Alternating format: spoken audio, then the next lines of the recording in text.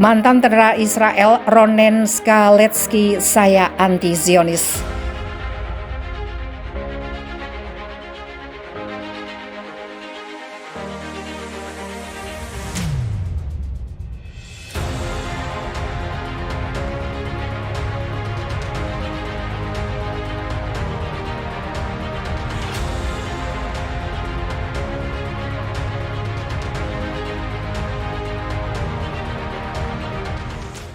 Ronen Skaletsky, 60 tahun, adalah seorang Yahudi mantan tentara Israel yang pernah bertugas selama 3 tahun 1979 sampai 1982. Ia antara lain pernah terlibat dalam invasi Israel ke Lebanon pada tahun 1982. Sekarang ia banyak aktif mempromosikan hak asasi manusia, perdamaian, dan keadilan. Ronen Skaletsky adalah anomali jika dibandingkan dengan orang Yahudi Israel pada umumnya. Ia menolak Zionisme dan menentang normalisasi hubungan antara Israel dan negara-negara Arab.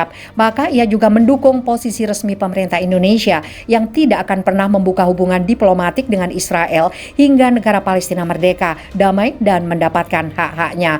Ronen menegaskan beberapa negara mayoritas Muslim telah memiliki hubungan diplomatik dengan Israel dalam beberapa dekade, seperti Turki dan disusul negara-negara Arab Muslim lainnya. Solidaritas seluruh negara dunia terhadap Palestina termasuk negara Arab Muslim hanya sekedar kata-kata. Ya, hanya kata-kata, ujar Ronen Skaletsky dalam wawancara eksklusif dengan wartawan senior kantor berita Mina, Riva Berliana Arifin, via WhatsApp.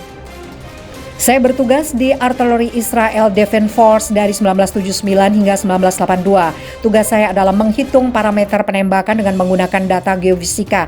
Tidak ada yang spesial. 38 tahun telah berlalu sejak saat itu. Sekarang tentara Israel modern tidak lagi mengandalkan meriam primitif. Sekarang sudah ada meriam yang tembakannya lebih akurat.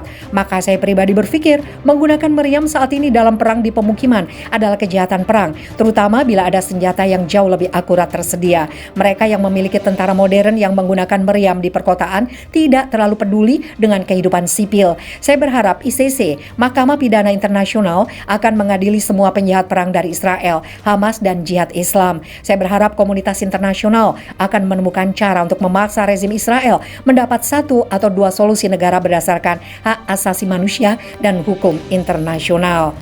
Saya berumur 60 tahun, selama 35 tahun terakhir saya mendedikasikan sebagian besar waktu luang saya untuk mempromosikan hak asasi manusia, keadilan, dan perdamaian. Pendapat saya tidak mewakili opini publik Israel. Pandangan saya diambil dari pandangan transnasional dan transreligius. Seperti kebanyakan orang di seluruh dunia, kebanyakan orang Yahudi Israel berfokus pada masalah mereka sendiri, mengabaikan masalah dunia lainnya, termasuk masalah orang Palestina yang tidak dapat dipisahkan dari keberadaan Israel. Bahkan mereka yang peduli pada Palestina tahu bahwa organisasi seperti Hamas ingin mendirikan negara Islam dari semua mandat Inggris atau Palestina, termasuk Israel juga. Hamas bertujuan memerdekakan Palestina seluruhnya tanpa ada negara Israel. Karenanya, hampir semua orang Yahudi Israel mendukung pemerintah Israel atas perlakuan terhadap Hamas.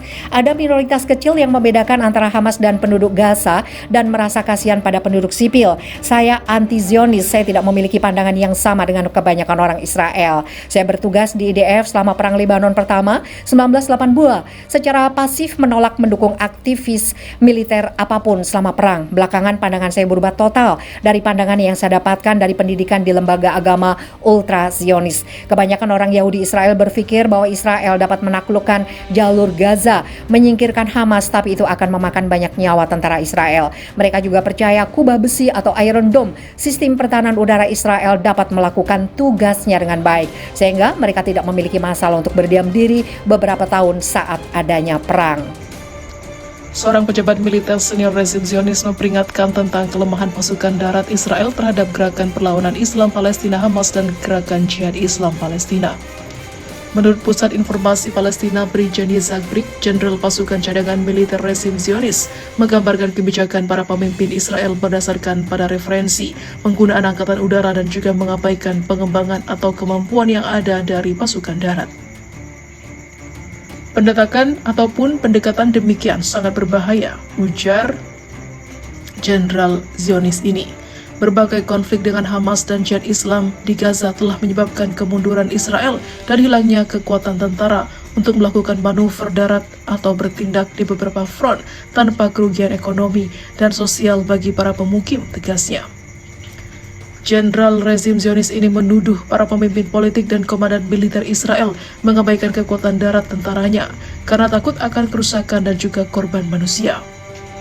Fakta ini telah membuat Hamas dan Jihad Islam merasa bahwa mereka menghadapi tentara yang lemah sehingga motivasi mereka meningkat untuk mengambil tindakan terhadap kita, papar ahli militer rezim Zionis ini.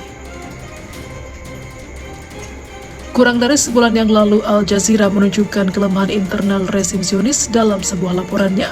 Dalam situasi ketika Israel memperluas pengaruh geopolitiknya di kawasan Timur Tengah dan dunia dengan masuk ke dalam aliansi dan kesepakatan politik, militer, dan keamanan. Tetapi situasi internal menunjukkan situasi yang berbeda, sehingga selama beberapa bulan terakhir, tokoh politik, tokoh militer, dan media Israel telah mengangkat banyak peringatan tentang memburuknya bahaya dan juga ancaman terhadap rezim ini. Seorang jenderal Israel menjelaskan kondisi buruk pangkalan-pangkalan udara rezim ini dan mengakui bahwa pangkalan-pangkalan tersebut tidak siap untuk menghadapi perang multifront di masa depan. Seperti dikutip dari Haaretz mengatakan pangkalan-pangkalan udara Israel dalam perang multifront mendatang akan menjadi sasaran strategis musuh.